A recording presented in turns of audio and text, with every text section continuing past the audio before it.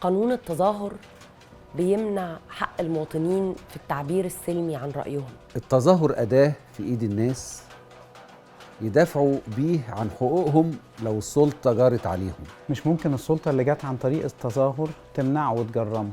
من وقت قانون التظاهر تم القبض على آلاف من شبابنا، قُصّر وبالغين، شباب وبنات، طلبة، عمال، ناس عاديين ماشيين في الشارع جنب مظاهرة.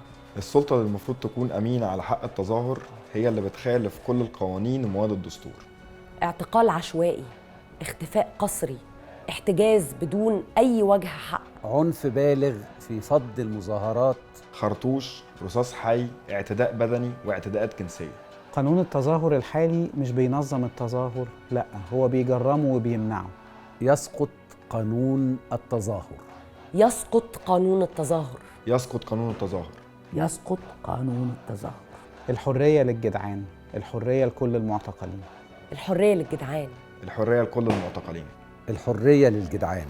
الحرية للمعتقلين، الحرية للجدعان، الحرية لشبابنا وبناتنا، نوارة هذه البلد، مستقبل هذا البلد.